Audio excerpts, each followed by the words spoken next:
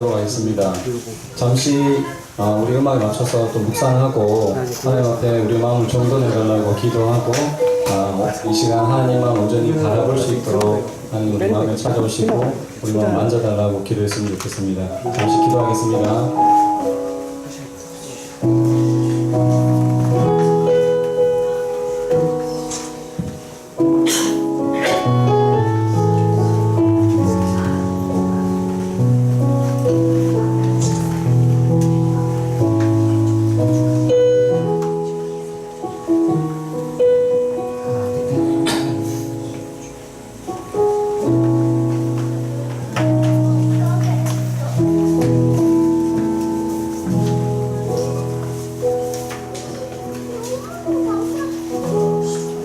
네, 한 주간 잘 지내셨습니까? 우리 다 같이 박수 한번 치고 기도하고 나왔으면 좋겠습니다.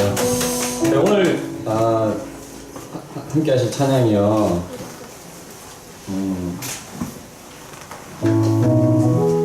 네, 여호와를 즐거이 불러라는 찬양 189장, 우리 찬송집, 찬양집 189장, 그 다음에 주 앞에 엎드려라는 찬양 216장, 주의 보좌로 나아갈 때 219장, 이렇게 세 곡을 부를 건데요. 먼저 우리 감사함으로 여호와를 즐거이 불러라는 찬양인데요. 즐겁게 박수하시면서 하나님 앞에 나아갔으면 좋겠습니다.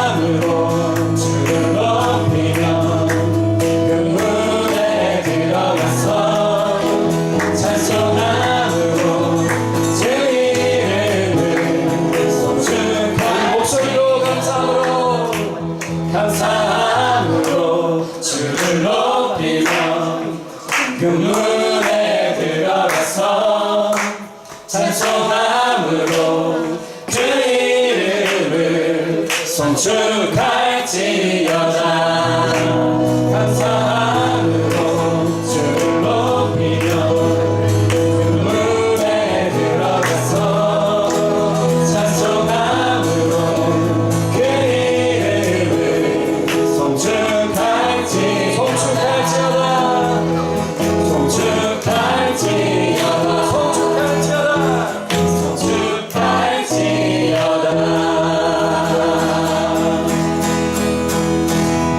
감사함으로 주를 높이며 그 은혜에 들어가서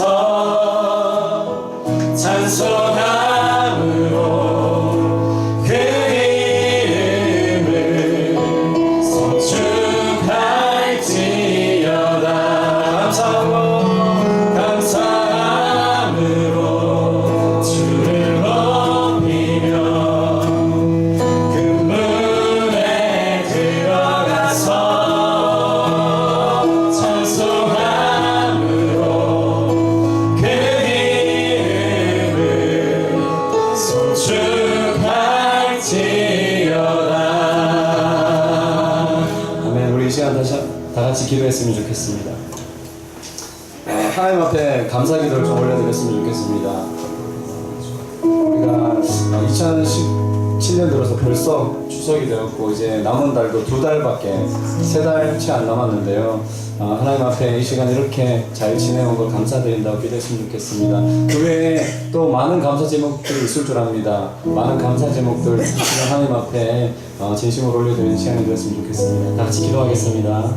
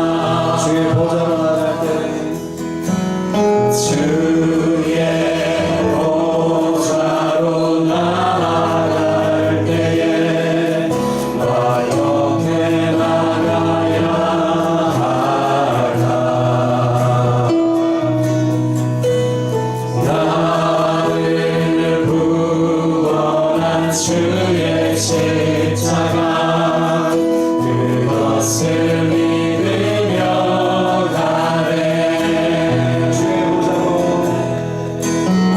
주의 보좌로 나아갈 때에 나 여전히 부족하나.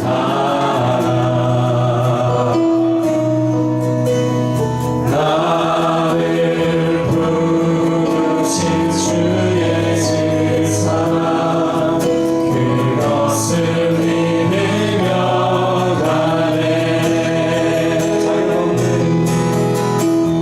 자격 없는 내 힘이 아니 오직 예수님의 보혈로. 자격 없는 내 힘이 아니 오직 예수님의 보혈로.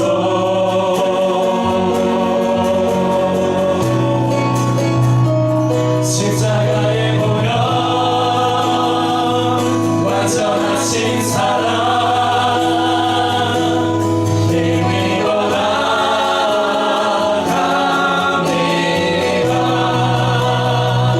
십자가의 보혈 완전하신 사랑 힘입어 예배합니다.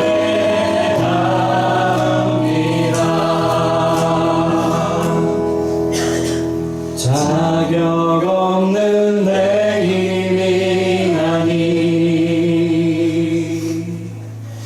오직 예수님의 보혈로.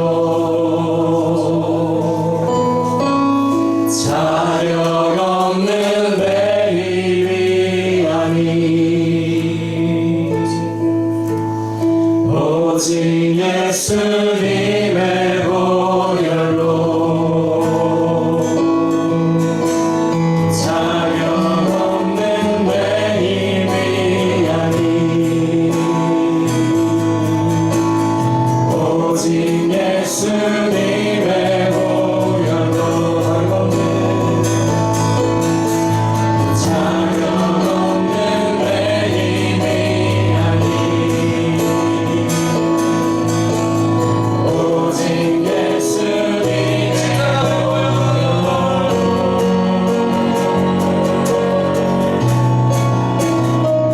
십자가의 보혈 완전하신 사랑 힘입어 나아갑니다.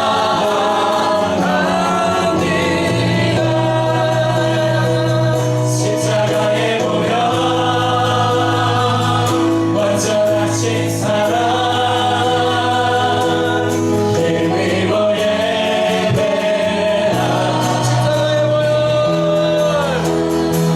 십자가의 보혈 완전하신 사랑 힘입어 나아갑니다.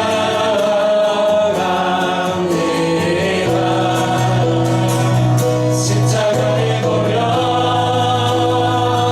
완전하신 사랑 힘입어 예배합니다.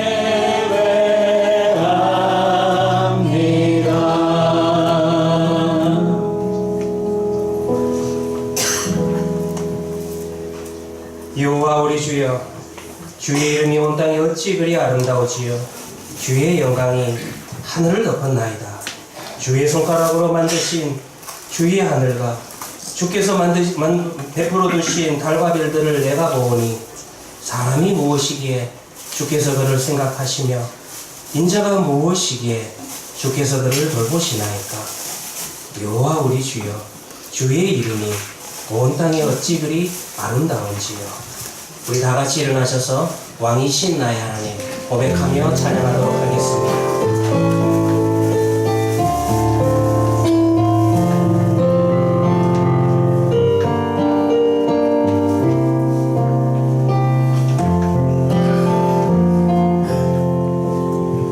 왕이신 나의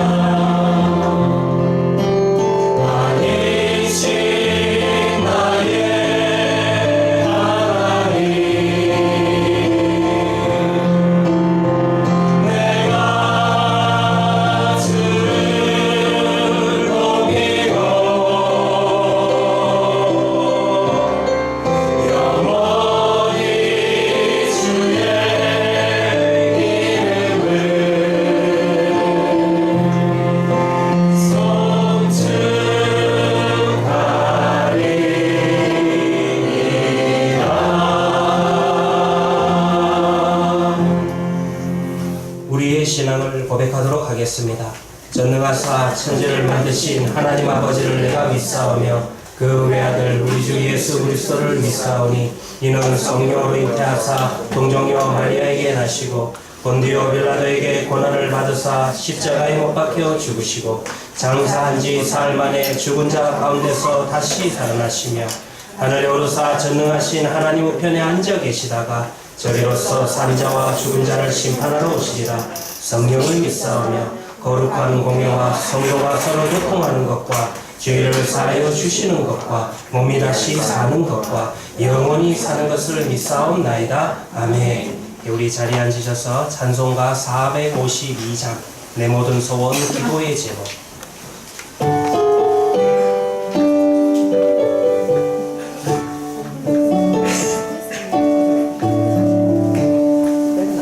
내 모든 소원 기도의 제목 예수님 닮기 원하리라.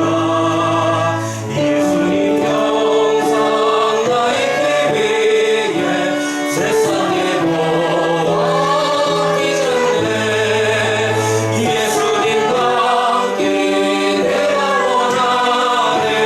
날 구원하신 예수님을 내 마음속에 지워둬서 주님의 영상 인치소서. 무한한 사랑 근사한 긍휼 슬픈 자 위로하시는 주 길이는 죄인 부르는 예수 그 영상 남게 하옵소서. 예수님 닮기 내가 원하네. 날 구속하신 예수님을 내 마음속에 지워둬서 주님의 영상 인치소서. 겸손한 예수 거룩한 주님 원수의 멸시 참으시사 우리를 위해 고난을 받은 구주를 담게 하옵소서. 예수를 닮기 내가 원하네. 날 구속하신 예수님을 내 마음속에 지워둬서 주님의 영상 인치소서. 이 시간에는 우리의 예배를 대표해서 강혜정 집사님께서 기도 인도하시겠습니다.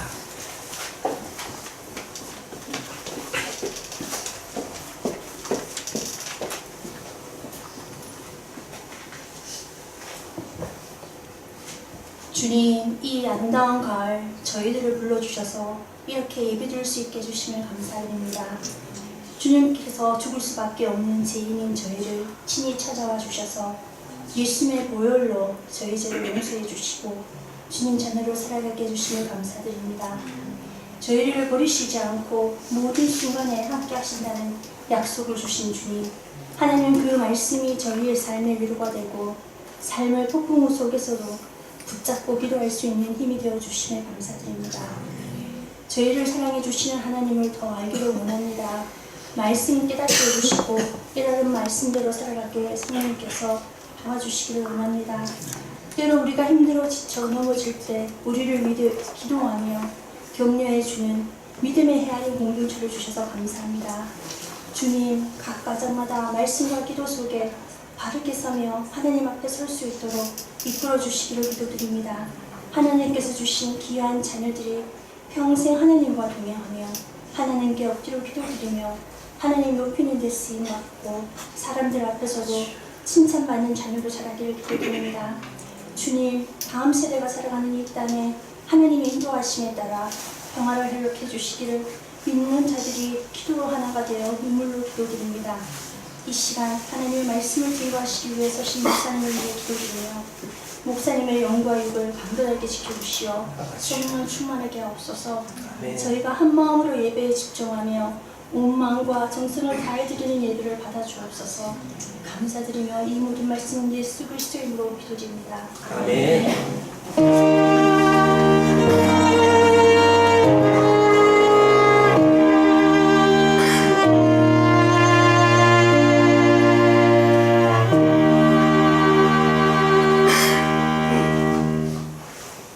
오늘 함께 나눌 하나님의 말씀은 구약성경 민수기 3장의 말씀입니다. 제가 갖고 있는 성경으로 구약성경 197페이지가 되겠습니다. 구약성경 민수기 3장 11절 말씀과 12절 말씀입니다. 봉독해 드리도록 하겠습니다. 여호와께서 모세에게 말씀하여 이르시되 보라, 내가 이스라엘 자손 중에서 레위인을 택하여 이스라엘 자손 중에 태를 열어 태어난 모든 자를 대신하게 하였은즉 레위인은 내 것이라. 아멘. 예, 오늘 이 시간에는 우리 최주열 집사님께서 하나님 앞에 찬양을 돌리도록 하겠습니다.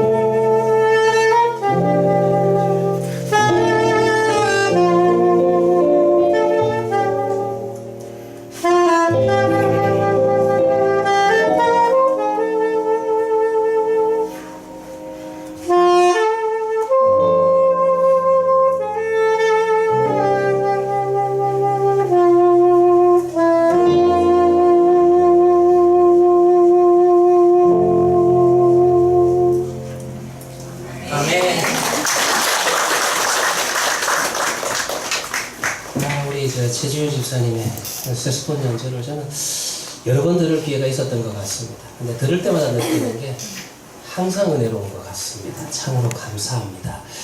기도하도록 하겠습니다. 하나님 아버지, 오늘도 주님의 날을 기억하고 우리 헤아린 교회 성도들이 이 자리에 모여서 하나님 앞에 예배를 드립니다. 주여 우리 예배를 받으시고 우리의 찬양을 받으시고 우리의 기도를 들어 응답하여 주시옵소서. 하나님 아버지, 이 시간 또 말씀이신 하나님 앞에 설 때에 우리의 심령 속에 살아계신 하나님을 또 한번 바라보고 나아갈 수 있는, 붙들고 나아갈 수 있는 시간들이 되게 하여 주시옵소서. 하나님 아버지, 민속의 명절 한가위를 맞이하여서 많은 성도들이 흩어져 있습니다. 오고 가는 발걸음들을 지켜주시고 운전하는 차량들을 붙들어 주시옵시고 어느 곳에 가 있든지 간에 이 자리를 기억하게 하시고 이 날을 기억하게 하여 주셔서 함께 예배의 자리로 올라가는 우리 헤아린 교회 성도들이 되게 하여 주시옵시고 어디에 있든지 간에 동일한 하나님의 은혜를 부어 주시옵소서. 하나님 감사합니다. 우리의 구원자 되시는 예수님의 이름으로 기도합니다. 아멘. 벌써 한 15년 전의 일이었던 것 같습니다. 제가 부부 성경 공부를 막 시작을 하고 난 다음에 저희 성경 공부반에 등록을 하신 그런 신혼부부가 있었습니다. 신방을 갔는데 전공이 아주 특이하시더라고요. 부부가 다 태권도 학과를 나오신 거예요. 남편이 태권도를 한 거는 뭐 이해가 되는데 우리 교회 또 정장군 집사로 만만치 않은 분이시고 근데 아내까지 태권도 학과를 나오신 겁니다. 그래서 제가 신방을 가가지고 이런저런 이제 이야기를 나누는 중에 한번 이런 질문을 아내에게 드렸습니다. 두 분은 어떻게 만나게 된 겁니까? 누가 먼저 고백을 했습니까? 이렇게 이제 질문을 던졌습니다. 보통 뭐 그렇잖아요. 다 이제 누가 먼저 고백을 했냐 하면은 당연히 여러분들 남자가 여자한테 이제 반해서 고백을 했다 이렇게 이야기하는 게 일반적인 이제 대답입니다. 근데 그 아내 되시는 분이 굉장히 씩씩한 거예요. 목사님 있잖아요. 제가요. 어느 날 이제 3학년 올라갈 때인가 이제 다시 개학을 하고 난 다음에 학교를 갔는데 복학을 한 오빠가 있는 거예요. 그런데 그때 우리 태권도 학과에서 체육 대회를 하는데 100m 달리기를 하는데 그 오빠가 달리는 모습을 보고 태권도를 하면서 반한 게 아니라 100m 달리기 하는 모습을 보고 너무 멋있어가지고 그래서 자기 옆에 있는 자기 동기 여학생들한테 이야기를 했답니다. 저 오빠는 내 거다. 건드리지 마라. 그렇게 해가지고 오빠랑 결혼하게 됐다 이런 이야기를 하시는데 저는 두 가지 정도에 놀랬던 것 같습니다. 그 아내 되시는 분께서 아주 씩씩하게 자기가 먼저 고백했다는 그 이야기를 공개한다는 사실도 놀랐고요. 그 다음에 저돌적인 그 성격, 오빠는 내 거다. 그때 제가 사실 상당히 좀 놀랐습니다. 그래서 자기 옆에 있는 그 여자 동기들한테 그 이야기를 다 하고 겁을 줘가지고 눈을 분할해가지고 그래가지고 결혼에 이를 수 있었다라는 그런 이야기를 할 때 참 기억에 남았던 그런 이야기인 것 같습니다. 오늘 뭐 제가 웃자고 한 이야기지만은요, 오늘 성경 본문을 볼 것 같으면 하나님께서 내 거다라고 하는 그런 일들이 여러 번 좀 있습니다. 근데 오늘 성경을 보면은요, 레위인을 향해서 레위인은 내 것이다 그런 이야기를 하고 있습니다. 그리고 이 말은 또 다른 말로 무슨 의미를 가지고 있냐면은 하나님께서 부르시고 하나님께서 택하셨다라는 그런 축복의 자리인 것을 알 수가 있다는 것입니다. 여러분들이 오늘 민수기 3장 11절과 12절을 읽었지만은 오늘 제 강독 자체는, 설교 자체는 아마 창세기의 본문을 가지고 거의 해나갈 것입니다. 민수기 3장의 말씀을 가지고는 이 11절과 12절의 말씀을 가지고는 이것은 완전한 하나님께서 레위인의 후손들에게 주시는 축복의 말씀인 것은 확실히 알 수 있다는 것입니다. 그렇다면 이 레위인의 조상이 되는 레위는 어떤 사람이었는가? 그걸 오늘 이 시간에 한번 생각해 볼 필요가 있습니다. 우리가 레위라는 사람에 대해서는 개인적으로는 잘 모릅니다. 레위라는 사람의 이름이 딱 나오면은요, 뭐가 딱 떠오르냐면은 구약 성경 가운데서도 레위기가 떠오릅니다. 레위기에는 어떤 말씀이 기록되어 있습니까? 레위인들이 중심이 되어가지고 하나님의 전을 어떻게 섬길 것인가, 그리고 하나님의 전을 섬겨 나갈 때에 레위인들은 어떤 준비를 해야 되는가, 그리고 레위인들이 제사를 돕는 데 있어서 그 제사의 절차는 어떠한가, 제사의 의미는 무엇인가, 이런 것들을 기록하고 있는 것이 구약 성경 레위기의 특징이라는 것입니다. 그러다 보니까 우리는 구약 성경에서 레위라는 이름을 굉장히 많이 들음에도 불구하고 이들의 조상이 되는 레위가 어떤 사람이었는지에 대해서는 별 관심이 없다라는 것입니다. 자, 과연 레위의 자손들이 어떻게 하나님의 전을 맡게 되었는가? 이 레위의 후손들이 어떻게 하나님으로부터 내가 너희를 택하였다, 너희는 내 것이라, 이런 칭호를 받게 되었는지, 이런 영광스러운, 이런 축복스러운 자리로 나가게 되었는지 한번 생각해 보자라는 것입니다. 사실요, 오늘 우리가 읽은 민수기 3장 12절의 말씀을 통해서나 그 다음 절에 나오는 13절의 말씀을 보시면은 레위 사람을 부르셔서 레위는 이 사람은 내 것이라 라고 그렇게 택하실 때는 택함의 근거가 뭐였냐면은 이스라엘 중에서 첫 번째 것은 내 것이다 라는 그 말씀을 근거로 해서 레위의 후손들은 내 것이라, 그렇게 지금 하나님이 이야기하고 있습니다. 물론 여러분들 여기에서 초태생만 중요한 것이 아닙니다. 모든 것이 다 하나님이 주신 것이고 모든 것이 다 하나님께 속해였다라고 하는 그것에 대한 어떤 증거로서 처음 것은 하나님의 것입니다 라고 그렇게 우리가 드리는 것이요, 하나님 역시 처음 것은 그렇게 바치라고 이야기를 하고 있다는 것입니다. 여기에서 의아함이 하나 있습니다. 왜 그러냐 하면은 야곱의 아들 가운데 첫째 아들은 레위가 아니었다는 거예요. 그런데도 오늘 본문을 보면은 처음 것은 내 것이라 하나님이 그렇게 이야기해 놓고 레위인을 내가 택하였나니 레위인은 내 것이라 그렇게 말씀하고 있다는 것입니다. 창세기로 넘어가 보면은요, 야곱의 아들들 가운데서 첫째 아들은 사실 레위가 아니라 루벤입니다. 이 루벤을 낳은 것은 루벤을 낳은 것은 야곱과 레아 사이에 태어난 아들이었습니다. 우리가 창세기 이야기를 조금 하자면은 야곱이 원래 사랑했던 것은 레아가 아니라 그의 여동생이었던 라헬을 사랑했습니다. 그런데 어찌된 영문인지 그의 외삼촌이 먼저 속여가지고 라헬을 야곱에게 시집을 보내고 난 다음에 그리고 레아를 시집을 보내게 되었다는 것입니다.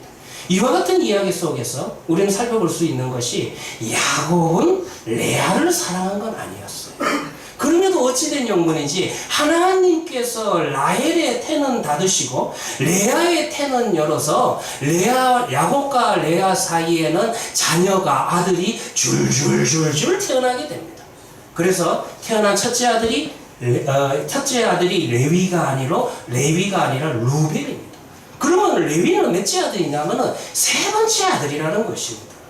내 남편이 창세기 29장 34절에 보면은 내 남편이 지금부터 나와 연합하리로다 하고 그 이름을 레위라 하였으며, 지금 무슨 말이냐면 레위는 야곱과 레아 사이에 태어난 셋째 아들입니다.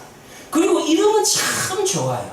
무슨 이름을 가지고 있냐면 연합하다라는 그런 의미로서 어머니가 레위라 그렇게 이름을 지었다라는 것입니다.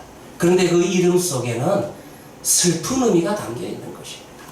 남편이 자기를 쳐다보지 않으니까, 남편이 자기를 사랑하지 않으니까, 남편은 자기의 여동생 라헬을 사랑하니까 이제 이렇게 아들을 낳으면은 남편의 마음이 나에게 쏠릴까 싶어서 남편이 정말 나와 연합하고 싶은 그런 마음을 담아서 연합한다라는 의미로 레위라는 이름을 짓고 있다는 것입니다.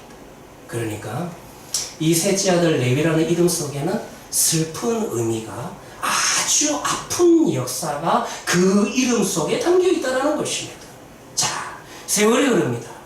세월이 흐르고 난 다음에 이제 여러분들 한번 창세기 34장을 한번 열어보시기를 바랍니다. 이제 제가 조금씩 이제 창세기 34장의 이야기를 해나갈 건데요. 창세기 34장을 한번 열어보시면은 이제 무슨 일들이 벌어지기 시작을 하냐면, 야곱과 이제 야곱의 자녀들이 전부 다 세겜 땅으로 옮겨가서 거기에서 정착을 하게 되는데, 창세기 34장에는 야곱의 딸의 이름이 기록되어 있습니다. 그 딸의 이름이 뭐냐면 디나입니다. 우리가 야곱이 아들이 누구인지는 다 알고 있는데 딸은 한 명밖에 모릅니다. 아마 제가 생각할 때 아들들을 이만큼 놓으면서 딸이 하나일 일은 없었을 겁니다. 그러나 성경에 기록되어 있는 딸의 이름은 하나밖에 없다라는 것입니다. 그 딸의 이름은 디나인데요. 여러분들이 이제 34장 1절을 보면은 아주 디나를 소개하는데 디나의 소개 자체가 특이하다라는 것을 알 수 있습니다. 레아가 야곱에게 낳은 딸 디나가 그 땅 여자를 보러 나갔더니 소개하는 자체가 참 특이하죠. 왜 이렇게 소개합니까? 디나는 분명히 여러분들 야곱의 딸입니다. 그러면 어떻게 소개해야 되냐 하면은 야곱의 딸 디나가 이렇게 소개하면 될 건데 성경은 레아가 야곱에게 낳은 딸이라 그렇게 소개하고 있다는 것입니다.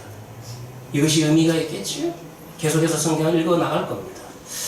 아마 디나는요 이제 이 세겜 땅에 이주를 해가 와가지고 심심했던 것 같습니다. 그러니까 이 동네 여자들은 과연 어떤 옷을 입을까? 그 땅 여자를 보러 나갔다라는 건 뻔한 거예요. 지금도 여러분들 우리 여성도들께서 동성로를 가거나 백화점을 가면 뭐를 봅니까? 뭐 요즘 유행하는 옷이 뭐냐? 요즘 유행하는 귀걸이가 뭐냐? 액세서리 귀걸이 그거 보러 나간 거거든요. 그래서 여기에서 보면 디나도 야 그래도 내가 동네를 옮겼는데 세겜 땅의 여자들은 어떤 옷을 입을까? 어떻게 이제 아름답게 치장을 할까? 그거를 보기 위해서 나가게 되었다라는 것입니다. 그런데 2절에 이렇게 나간 디나에게 끔찍한 일이 생깁니다. 히위 족속주 하몰의 아들 그 땅 추장 세겜이 그를 보고 끌어들였다. 강간하여 욕되게 하고 그 마음이 깊이 야곱의 딸 디나에게 연련되어 그 소녀를 사랑하며 그의 마음을 말로 위로하고 34장 2절을 보면은 이 세겜의 행동이 얼마나 악한지 성경은 세 개의 동사를 사용하고 있습니다. 굉장히 여러분들 폭력적인 동사입니다. 강제적인 강압적인 동사입니다. 끌어들였다, 강간했다, 욕되게 했다. 강력하고 구체적으로 기록하고 있다는 것입니다. 그런데 어찌된 영문인지 이 일에서 끝나는 게 아니라 이제 그 세겜이 디나를 사랑하게 되고 결혼하려고 하는 의사를 가지게 된다는 것입니다. 그러나 이와 같은 생각을 가지게 되었다라고 해서 세겜의 행동이 용서가 되는 것은 아닙니다. 어떻게 보면은 사랑을 표현하는 방법이 매우 비성경적이다. 이거는 비성경적이다라고 제가 이야기하는 것보다는 어떻게 표현해야 될까요? 비인간적이다 이렇게 이야기해야 될까요? 비이성적이다 이런 표현도 제가 볼 때는 좀 고상한 표현인 것 같습니다. 비인간적입니다. 그의 아비 하몰이요 이제 야곱에게 이제 결혼을 청하러 갑니다. 이와 같은 이야기를 듣고 난 다음에 아버지 야곱의 반응이 기록되어 있는데 이제 여러분들이 제가 성경을 읽어 나갈 때 아버지 야곱의 반응과 그의 아들들의 반응을 한번 비교해서 보시기를 바랍니다. 34장 5절이죠. 야곱이 그 딸 디나를 그가 더럽혔다 함을 들었으나 만약에 여기 앉아 계신 아버님들은 이런 일이 우리 가정에 없어야 되겠지만 이런 일이 일어나면 어떻게 행동하겠습니까? 한번 여러분들 짐작해 보세요. 상상해 보세요. 야곱이 이제 어떻게 반응을 합니까? 자기 아들들이 들에서 목축함으로 그들이 돌아오기까지 잠잠하였고 잠잠했다. 아무 일도 안 했다는 거예요. 나에게 있어서 이 일은 중요한 일이 아니다. 내가 신경 쓸 일이 아니다. 이것이 이스라엘, 우리가 어떻게 보면은 야곱의 모습이었습니다. 아버지와 달리 디나의 형들의 반응은 어떻습니까? 34장 7절을 볼 것 같은데요. 야곱의 아들들은 사실 이 아들들은 레아를 통해서 낳은 아들들이에요. 야곱의 아들들은 들에서 이를 듣고 돌아와서 그들 모두가 근심하고 심히 노하였다. 제가 전에도 이런 이야기를 자주 하죠. 구약 성경에서 히브리어에서 심히 벨이라는 단어가 나오면 이거 진짜 심각한 단어입니다. 잘 안 씁니다. 하나님이 보시기에 심히 좋았더라. 구약에서 표현할 수 있는 히브리어로 표현할 수 있는 최대의 표현이 이거예요. 정말 화가 났다는 거예요. 나중에 야곱이요, 라헬에게서 나왔던 아들이 있어요. 나중에 이제 낳게 되는데, 그게 누구냐면 요셉입니다. 그런데 이제 요셉을 이제 형들이 종으로 팔게 되고, 이제 요셉이 짐승에 의해서 찢겨 죽게 되었다라고 그의 옷을 보여주게 되었을 때, 요셉이 죽은 줄 알았을 때, 요셉을 잃어버린 줄 알았을 때, 아버지 야곱의 태도와는 또 대조가 된다는 것입니다. 37장 34절을 볼 것 같으면은, 자기 옷을 찢고 오랫동안 그의 아들을 위하여 애통하니, 그의 아들을 위하여 애통하니. 요셉이 죽었을 때는 이렇게 야곱이 반응을 합니다. 지금 이 본문에서 여러분들이 뭐를 봐야 되냐면, 아버지 야곱에게 있어서는 그야말로 레아에게서 태어난 아들들은, 레아에서 태어난 자녀들은 자녀가 아니고 라헬에게서 태어난 자녀만 자녀로 인정하고 있는 거예요.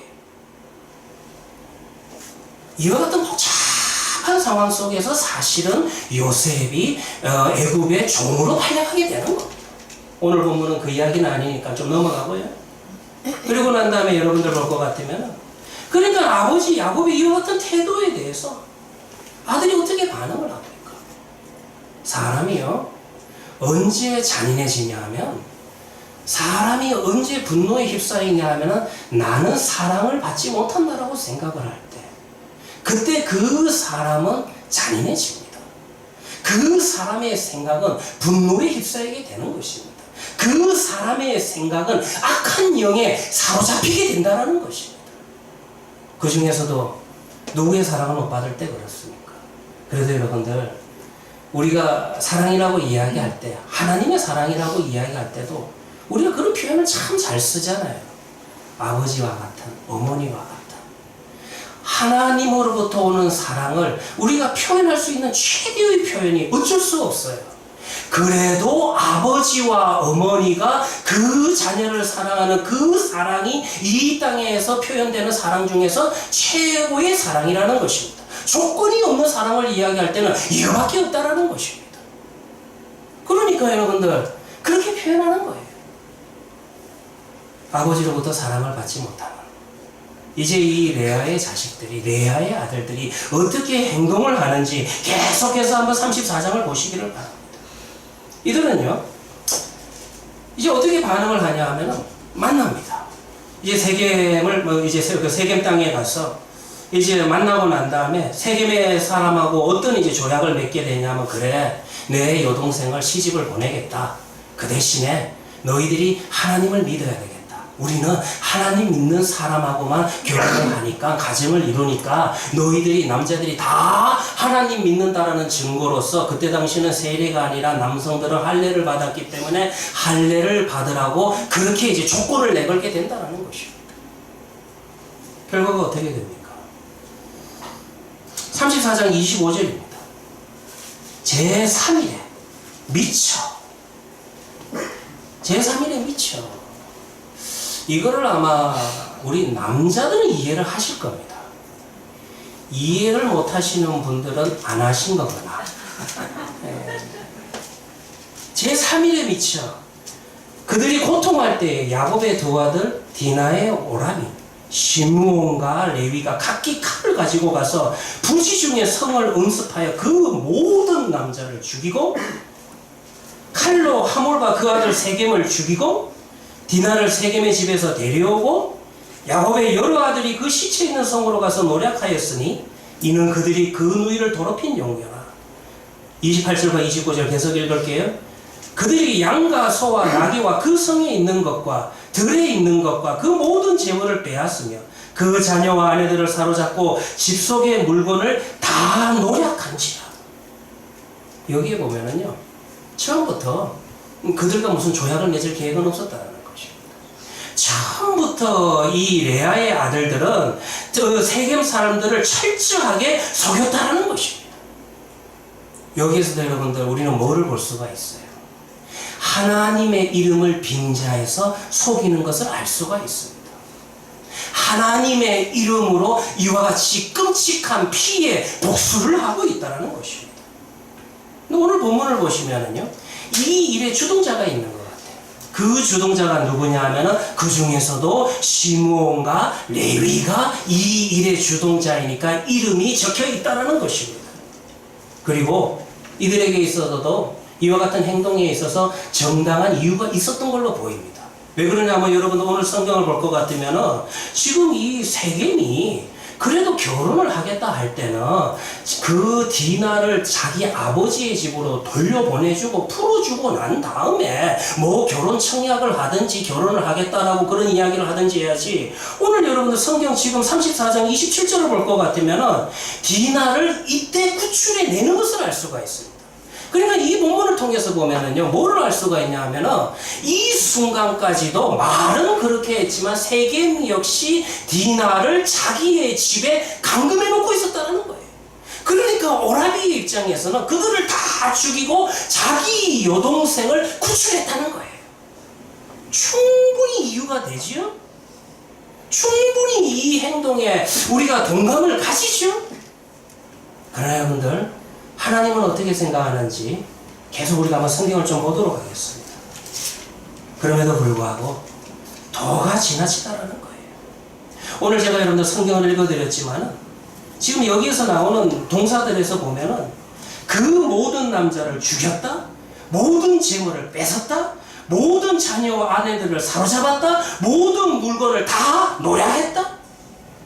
한글 성경은 다 반복적으로 번역을 안 하지만 모든이라는 단어가 계속해서 이 문장 속에서 나오고 있다는 것입니다. 성경에 하나님의 직접적인 평가 구문은 없지만 이와 같은 단어의 사용 용례를 통해서 볼 때 하나님이 지금 그들의 행동을 좋게 안 본다는 것입니다. 그들의 행동에 대해서 지나치다라고 인정하고 있다는 것입니다. 이렇게 디나를 찾아서 다시 집으로 돌아왔습니다. 집으로 돌아왔을 때 아버지 야곱의 반응은 또 뭐였습니까? 여러분 어떻게 반응할 것 같아요? 한번 짐작해 보세요. 그래, 수고했다. 그래도 너희들이 오빠구나. 그래도 여동생을 구출해 왔구나. 아버지가 이렇게 이야기하는 게 일반적인 이야기 아닙니까? 성경에 보면 34장 31절을 보면 야곱이 시므온과 레위에게 이르되 너희가 내게 화를 끼치라. 어떻게 아버지가 이렇게 말할 수 있습니까?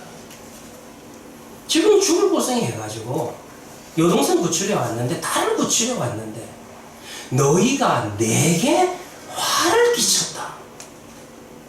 계속 읽어드릴게요. 나로 이 땅 사람 고 가나안 족속과 브리스 족속에게 냄새를 내게 하였도다. 나는 수가 적은즉 그들이 모여 나를 치고 나를 죽이리니 그리하면 나와 내 집이 멸망하리로라. 오늘 본문도 자세히 보시면은 이 31절도 야곱은 뭐밖에 생각 안 해요. 나. 지금 자기 자신만 생각하고 있다는 것입니다. 이런 본문을 보면은요, 왜 시므온과 레위가 이렇게 잔인하게 행동했을까? 물론 여러분들이 여동생이 잡혀가서 여동생이 강간당해서 거기 갇혀 있으니까 그런 행동을 했다라고도 이해할 수 있겠지만, 이들이 이와 같이 끔찍한 행동을 하게 된 것은 아버지의 사랑으로부터 끊어졌기 때문에, 사랑을 못 받았기 때문에 그와 같은 심령의 상태가 악한 영에게 사로잡혀서 분노의 자리로 나아가게 되었다는 것입니다. 자기 자신도 파괴하는 그런 자리로 나아가게 되었다는 것입니다. 참으로 안타까운 것은 그런 와중에도 아버지 야곱은 자기 자신만을 생각하고 있다는 것입니다. 아버지 야곱은 자신의 안전만을 생각하고 있다는 것입니다. 그러니 계속해서 읽어보면은요, 성경에서 이 아들들이 어떻게 또 반응을 합니까? 그들이 가로되 그가 우리 누이를 창녀같이 대우함이 가하나이까? 아버지, 어떻게 우리 여동생을 이렇게 대접했는데 지금 우리가 이렇게 행동한 것이 아버지 이렇게 말씀하실 수 있습니까? 도대체 당신은 아버지가 맞습니까?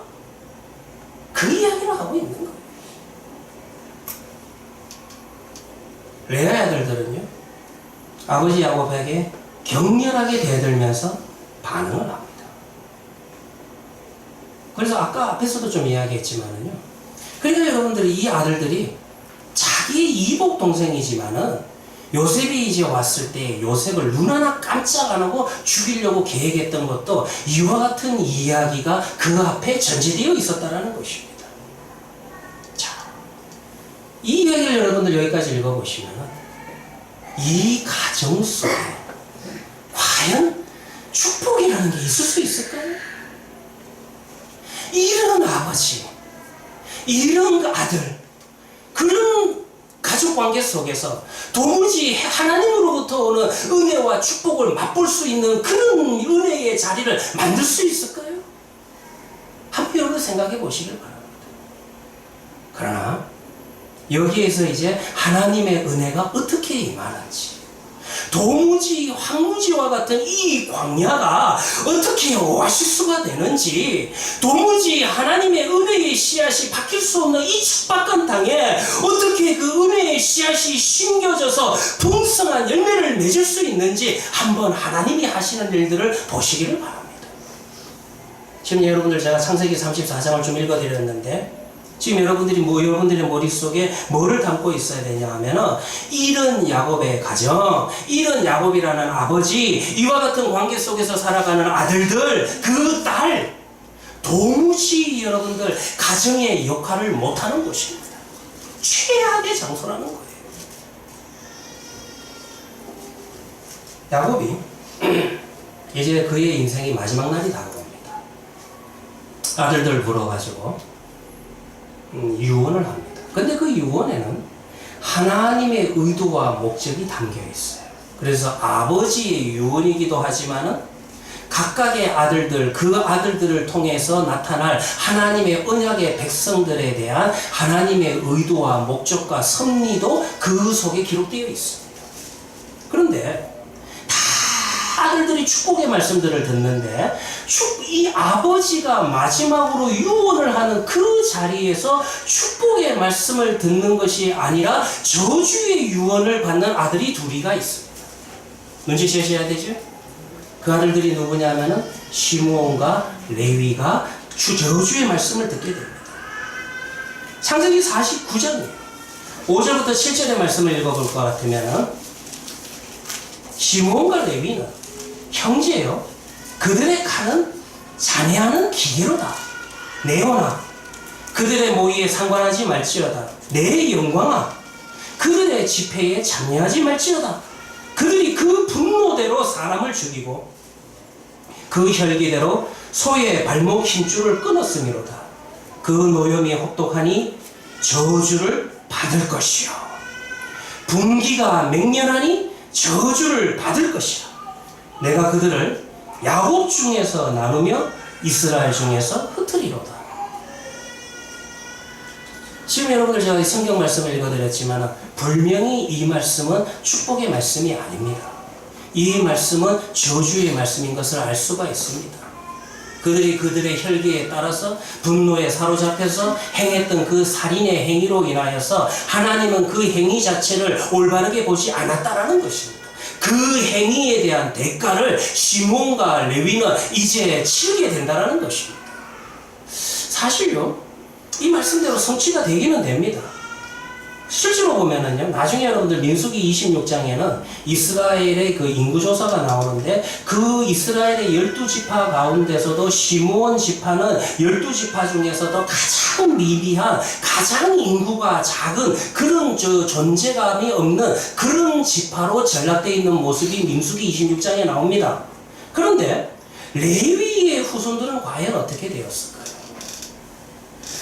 레위의 후손들에 대한 성취가 됩니다.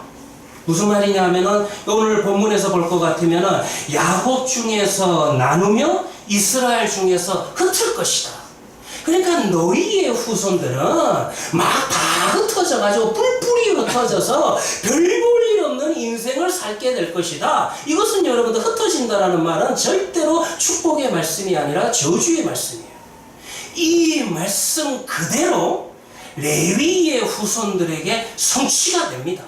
그런데 그 성취가 과연 저주로서 성취가 되는지 계속해서 성경을 한번 살펴봅시다. 어떻게 성취가 되는지. 이제 세월이 더 흐릅니다.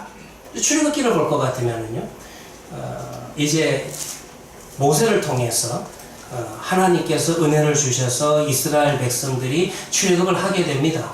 그리고 그들은 이제 시내산 밑에 나아가게 되고, 시내산에서 모세가 하나님 앞에 언약의 말씀을 받기 위해서 10가지 말씀을 받기 위해서 올라가 있는 사이에 그 밑에서 산 밑에서는 어떤 사태가 벌어지냐 하면은 이스라엘 백성들과 그리고 대제사장으로 세워져 있는 아론을 중심으로 해가지고 황금 송아지를 만들어 가지고 이것이 애굽에서 우리를 인도해 내신 여호와 하나님이다라고 우상을 숭배하는 어처구니 없는 일들이 발견하기 시작을 합니다. 모세가 시내산에서 내려왔습니다. 그리고 모세가 그의 형이지만 대제사장인 아론에게 이 책임을 묻습니다. 여기에서 아론의 답변도 정말 기가 막혀요. 무슨 말을 하냐 하면은, 내가 그들에게 이르기를 금이 있는 자는 빼내라 한지요. 그들이 그것을 내게로 가져왔거니 그 금을 내가 불에 던졌더니 이 송아지가 나왔다. 이거를 여러분들 핑계라고 이야기를 하는 겁니까? 정말 여러분들 성경 읽어보면요, 그래도 하나님이 대제사장으로 세워주신 게 정말 하나님의 은혜입니다. 이 아론이 말하는 거 보면 이 사람이 무슨 대제사장으로 세워질 그럴 자격이 있겠어요? 성경을 보면 다 하나님의 은혜구나. 자격이 없는데 그럼에도 불구하고 하나님께서 세워주시는구나 라는 것을 발견할 수가 있다는 것입니다. 여기서 송아지에 대한 이야기도 제가 한번 오후에는 이야기 한번 드린 적이 있지만은, 이 금송아지라고 하는 것은 애국 사람들의 대표적인 우상 중에 하나입니다. 애국 사람들은 반인 방수 우상을 많이 만드는데 그 중에서도 가장 인기 있었던 우상이 아피스 신입니다. 왜 아피스 신이냐 하면은 이거는 뭐 전부 다 금으로 만들 수는 없고 나무를 깎아가지고, 그래서 이 말이 참 거짓말인 게, 금을 던졌더니만 어떻게 금송아지가 나옵니까? 원래 어떻게 만드느냐 하면은 나무를 깎아가지고 그래서 그거를 황금 송아지 형상을 만들고 그 위에다가 금을 덧칠하게 된다라는 것입니다. 왜 이것이 인기 있냐면, 애국 사람들에게 있어서는 이 아피스 신이 힘과 용기를 준다. 요거는 좋은 말이고, 그리고 무엇보다도 이 신이 재물의 신이다. 여러분들, 인간이 만든 종교 속에서 인간이 만든 우상의 중에서 가장 인기 있는 우상은 다른 게 아니에요. 결국은 재물이 가장 인기가 있습니다. 그래서 이들도 이 아피스 신을 만든 게, 이 신이 우리에게 물질을 준다, 이 신이 우리에게 재물을 풍성하게 만든다, 풍요롭게 만든다. 그래서 이 신이 가장 인기 있었던 것입니다. 계속해서 출애굽기 32장 25절의 말씀인데, 제가 보면은요, 모세가 먼저 백성이 방자하니 이는 아론이 그들로 방자하게 하여 원수에게 조롱거리가 되게 하였습니다. 계속 읽어드릴게요. 이에 모세가 전문에 서서 가로되 누구든지 여호와의 편에 있는 자는 내게로 나오라 하며 레위 자손이 다 모여 그에게로 오는지라. 누가 하나님의 편에 설 것이냐, 모세가 요청합니다. 그 요청에 따라서 레위의 후손들이, 레위 지파 사람들이 우리가 하나님 편에 서겠습니다 결단하게 된다는 것입니다. 바로 이거예요. 사실 여러분들, 레위라는 사람을 보면은요, 그의 인생에서 그가 한 일은 하나님으로부터 복받을 만한 일이 없습니다. 오히려 그가 끔찍한 피해의 복수로 인하여서 하나님으로부터 심판의 메시지, 저주의 메시지를 레위는 들었다라는 것입니다. 그럼에도 불구하고 그의 후손들은 어떻게 그들의 운명을 하나님 앞에서 바꿀 수 있었습니까? 그의 조상이 어떠했든지 간에 우리가 하나님 편에 서겠다, 그렇게 결단하고 하나님 앞에 나아갔을 때 그들의 운명이 바뀌게 된다는 것입니다. 그들의 삶이 저주에서 축복으로 옮기게 되었다는 것입니다. 그래서 여러분들 오늘 읽었던 민수기의 말씀처럼 하나님께서 그들을 어떻게 축복하셨어요? 다시 한번 읽어드릴게요. 보라, 내가 이스라엘 자손 중에서 레위인을 택할 것이다. 이스라엘 자손 중에서 모든 첫 해의 처음 남자를 대신케 할 건데, 그런데 첫째 아들은 아니지만 셋째 아들인 레위인들은 다 내 것이다. 하나님이 축복하시는 겁니다. 이스라엘의 첫 남자를 대표해서 여호와를 섬기고 성막에서 사역하는 예배자로서 레위의 후손들이 선택받게 된다는 것입니다. 여기에서 끝나는 게 아니에요. 나중에 여러분들 신명기 33장을 볼 것 같으면은 이제 모세가 마지막 날에 이스라엘 각 지파를 향해서 모세가 각 지파를 향해서 축복을 하는데, 무슨 축복을 하는지 신명기 33장 11절에 볼 것 같으면은 레위 지파를 향해서 이렇게 축복을 합니다. 여호와여, 그 재산을 풍족해 하시고 그 손의 일을 받으소서. 그를 대적하여 일어나는 자와 미워하는 자의 허리를 꺾으사 다시 일어나지 못하게 하옵소서. 바뀌죠. 창세기 49장에서 하나님께서 야곱을 통해서 주셨던 예언과, 그리고 오늘 신명기 33장에서 하나님께서 모세를 통해서 주신 레위인의 후손을 향한 그 지파를 향한 말씀이 바뀌고 있는 것을 알 수 있다는 것입니다. 이게요, 우리 하나님입니다. 여러분들은 성경을 읽으면서 우리가 가지고 있는 죄성 중에 하나가 너무 저주 사상에 빠져서 살아갈 때가 있어요. 그래서 하나님께서 심판 메시지가 온 것에 대해서, 이런 저주의 메시지가 온 것에 대해서 우리가 이것이 무슨 사주팔자인 줄 알고 운명인 줄 알고 하나님의 말씀 앞에 서서 회개하고 돌이키지 않고 그냥 그대로 가면 진짜 저주받은 인생이 될 수밖에 없다는 것입니다. 하나님께서 우리에게 축복의 말씀을 주실 때는 그것은 변치 않는 하나님의 성품의 기인에서 나온 거기 때문에 변하지 않습니다. 하나님이 한 번 주신 은혜는 변하지 않는다는 것입니다. 그런데 여러분들 선지서를 읽어보세요. 하나님께서 선지자를 통해 가지고 이와 같은 심판의 메시지를 주실 때는 그 심판 메시지가 예언의 끝이 아닙니다. 그 말씀 앞에 어떻게 반응할 거냐에 따라서 그들의 운명이 바뀌게 된다는 것입니다.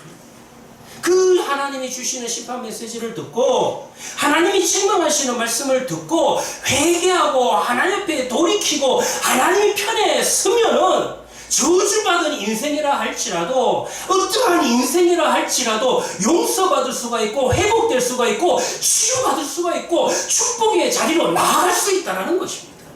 이것이 하나님이 주시는 은혜라는 것입니다. 레위 후손들을 보세요. 솔직히 그의 조상 레위는요, 너무 저주받은 인생이었어요. 아버지 야곱을 통해서 이렇게 저주받은 인생인데, 그들이 하나님 앞에 결단하고 하나님 앞에 서는 그 헌신을 통하여서 놀라운 축복을 받습니다. 레위인은 내 것이라. 모세를 통해서도 축복의 말씀을 받습니다. 그 손의 일들을 하나님이여 받아주시옵소서. 오늘 이 말씀을 통하여서 우리 하리교회 성도님들의 운명도 변할 수가 있습니다. 아니, 변해야만 됩니다. 하나님의 은혜라고 하는 것이, 하나님의 능력이라고 하는 것이, 십자가의 그 보혈의 공로가 우리를 여러분들 깨끗게 할 수 있다는 것입니다. 저주에서 축복으로 옮길 수 있는 것입니다. 말씀을 마치면서요, 한두 가지만 여러분들에게 다시 한번 교훈으로 드리고 싶습니다. 제가 앞설로 설교를 하면서도 늘 강조하는 것이, 우리 하나님의 언약 백성들은 정말로 목적이 수단을 정당화해서는 안 된다는 것입니다. 하나님은요, 결과를 보시는 하나님이 아니라 하나님은 그 과정을 보시는 것이 우리 하나님이라는 것입니다. 오늘 창세기 34장 제가 읽어드렸지만 창세기 34장에 나오는 등장인물들이 다 조금씩 동정을 받을 만은 합니다. 세겜도요, 디나를 성폭행을 했지만은 그래도 그녀를 사랑했어요. 근데 이건 내가 동정해도 되는지 모르겠습니다. 그런데 레위도 역시 마찬가지예요. 레위도 세겜을 속이고 그 주민들을 잔인하게 살해는 했지만은 그것은 여러분들 여동생 디나가 감금되어 있으니까 디나를 구출하기 위해서 그랬던 거 아닙니까? 야곱도요, 디나의 일에 대해서 무중하게 처리했지만 그것은 그가 레아와 결혼을 할 때 그의 장인어른이었던 외삼촌에게 속아서 했기 때문에 사랑하지 않은 여인에게서 낳은 자식이기 때문에 그렇게 무중하게 처리했다라고 이야기할 수 있다는 것입니다. 다 여러분들 하나하나 따져보면 할 말은 있을 거예요. 그러나 성경 보세요. 대가를 치릅니다. 그 일로 인하여서 야곱도 대가를 치릅니다. 그가 사랑했던 요셉이 죽었다라는 소식을 듣고 그것으로 인해서 그의 노년이 얼마나 오랜 세월을, 약 여러분들 12여 년에 가까운 세월을 슬픔 속에 살게 됩니까? 야곱 역시 대가를 치릅니다. 그리고 여러분들 레위 역시 대가를 치루었습니다.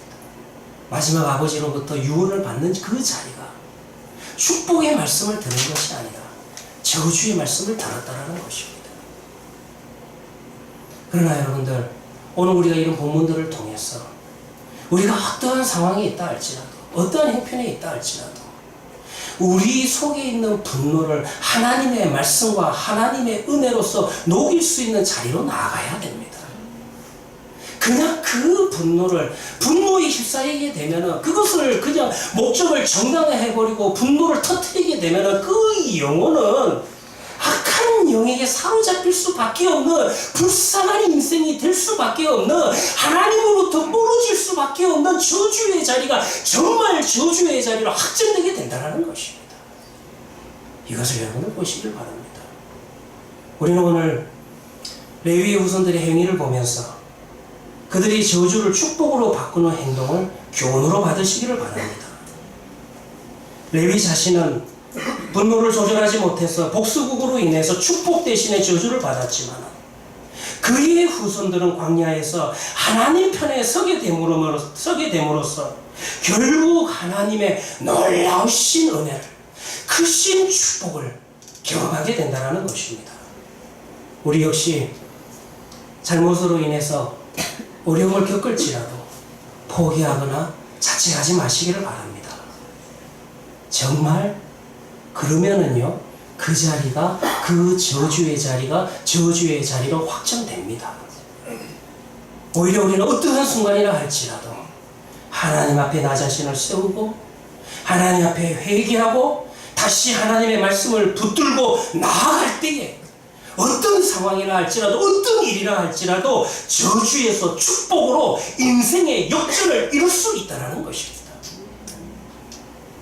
사랑하는 성도님들이요, 제가 목요일마다 레위기를 여러분들하고 나누고 있습니다. 기억나십니까? 레위기 1장부터 7장에는 5가지 제사의 법칙을 설명하고 있습니다. 이 레위기의 5가지 법칙은 다른 게 아니에요. 한마디로 이야기하면 하나님과의 관계가 끼어졌을 때 어떻게 하면 하나님께서 그 끼어진 관계를 회복시키실까라는 그 회복의 절차로서 주신 것이 레위기의 5대 제사입니다.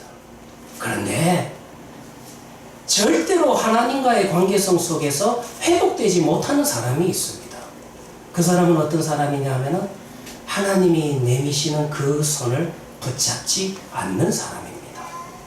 하나님이 주신 이 절차를 무시하는 사람입니다. 예수 그리스도의 십자가의 은혜를 나는 필요 없다라고 이야기하는 자입니다.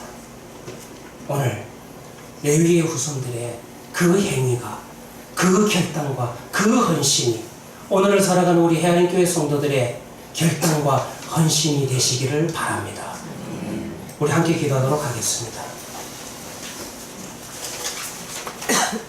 하나님, 감사합니다. 하나님이 우리에게 아버지가 되시고 우리를 자녀 삼아 주신 사실에 감사합니다. 하나님이 주신 축복은 우리의 인생에 세상이 요구하는 힘을 주신 것도 아니요, 남을 이기고 나를 세우는 무기를 주신 것도 아니요, 영원한 심판 아래에 있던 우리네 인생에 예수 그리스도를 독생자를 주셨습니다.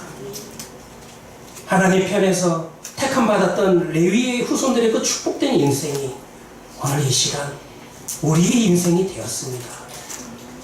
그럼에도 이 축복된 신앙생활이 현실 세계에서 살아가기 얼마나 어려운지도 우리가 알고 있고 경험하고 있습니다. 그저 말씀 붙들고 눈물로 기도하는 인내를 우리 안에 더하시고 그 자리를 지키는 것을 하나님이 기뻐한다는 것을 알게 하여 주시옵소서. 그리고 그것이 인생 최고의 가치임을 알게 하시고 사랑과 헌신을 바쳐서 우리 인생길을 걸어가도록 주여 능력을 더하여 주시옵소서. 매일의 삶 속에서 주님의 인도하심과 주님의 축복을 만집니다. 봅니다. 우리의 구원자 되시는 예수님의 이름으로 기도합니다. 아멘. 우리 찬송가 401장입니다. 주의 곁에 있을 때 찬송가 401장입니다.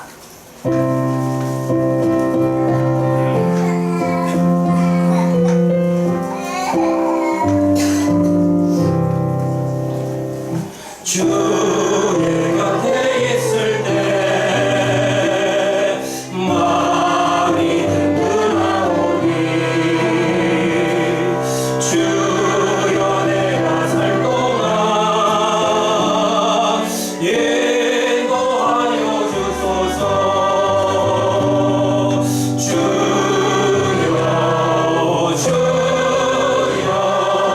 나를 인도하소서.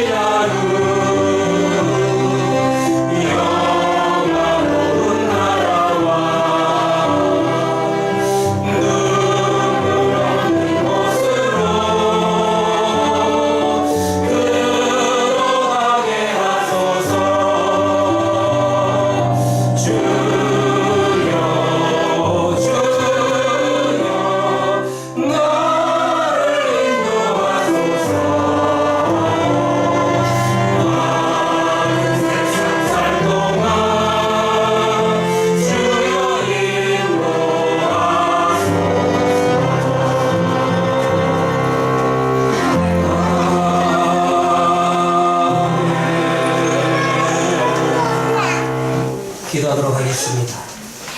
하나님 아버지, 참으로 복된 인생이 되었습니다. 우리네 이 인생은 정말로 저주의 아래 놓여 있었던 영원한 심판을 피할 수 없었던 그런 존재임에도 불구하며 우리 안에 예수 그리스도가 찾아오셔서 예수님을 믿을 수 있는 은혜를 주시고 그 믿음을 더하여 주셔서 우리의 인생이 저주에서 축복으로 바뀐 인생이 되었음을 주여 다시 한번 감사합니다. 하나님, 우리의 존재를 바라보며 하늘나라 바라보며 하나님의 영원하신 그 주실 멸류관을 바라보며 날 기쁘고 즐겁게 살아갈 수 있는 축복의 자리가 되게 하여 주시옵시고 우리가 누리고 있는 이 축복이 하나님 앞에서 얼마나 여러분들 귀한 것인지를 또 한번 헤아려보는 시간들 되게 하여 주시옵소서.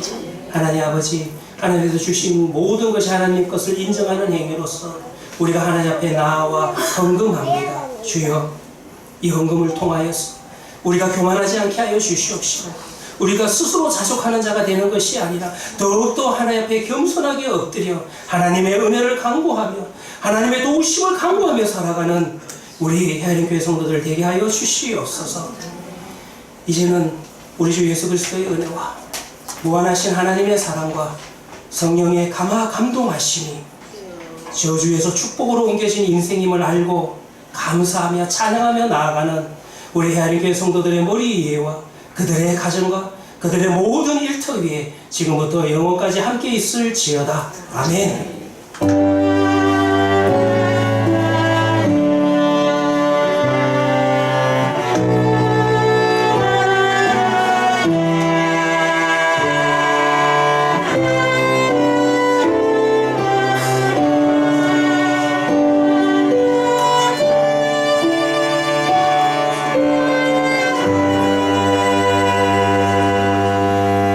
우리 옆에 분들과 앞뒤 분들과 인사하시길 바랍니다. 추석 잘 보내시길 바랍니다. 오고 가는 길이